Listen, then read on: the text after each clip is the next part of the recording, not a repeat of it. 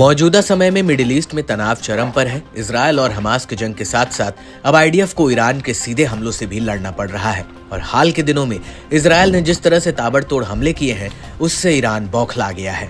Hezbollah के नेता Hassan Nasrallah की मौत के बाद गुस्से से ईरान लगातार इजरायल पर मिसाइलों की बरसात कर रहा है, जिसके बदले में इजरायली फौज भी हिजबुल्लाह लड़ाकों का माकूल जवाब दे रही है और एक के बाद एक उनके कमांडरों और लीडर्स को ढेर कर रही है। क्योंकि 1 अक्टूबर 2024 को ईरान ने इजरायल के ऊपर 180 से ज्यादा बैलिस्टिक मिसाइलें दागी थी और इस हमले के बाद इजरायल ने कहा था कि वो ईरान से बदला जरूर लेगा और यही वजह है कि अब हिजबुल्लाह भी अपनी पूरी तैयारी से है और इजरायली फौज के हर अटैक के जवाब में वो अपने घातक मिसाइलों और ड्रोन से हमले कर दे रहा है। एक तरफ लेबनान में इजरायली हमले जारी हैं, वहीं दूसरी तरफ हिजबुल्लाह इजरायल के हाइफा में हथियार बनाने वाली इजरायली सैन्य अड्डे को मिसाइल से निशाना बनाया है।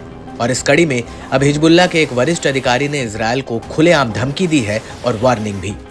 हिजबुल्लाह के मीडिया रिलेशंस ऑफिस के प्रमुख हज मोहम्मद आफीफ ने मीडिया से बात करते हुए कहा, इजरायल के कब्जे वाले फिलिस्तीनी क्षेत्रों के उत्तरी हिस्से में प्रमुख शहरों के खिलाफ लेबनानी प्रतिरोध आंदोलन के जवाबी हमले बस शुरुआत है। हाइफा, सफेद और एकर शहरों पर हमला अभी कुछ भी नहीं है।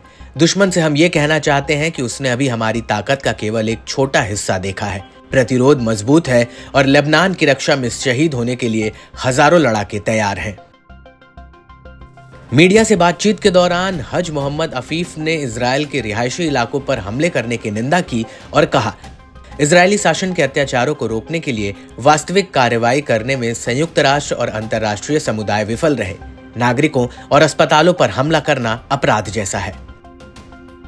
इसके बाद मीडिया रिलेशंस ऑफिस के प्रमुख हज मोहम्मद अफीफ ने इजरायल को ललकारते हुए कहा कि लेबनान की रक्षा में शहीद होने के लिए हजारों लड़ाके तैयार हैं।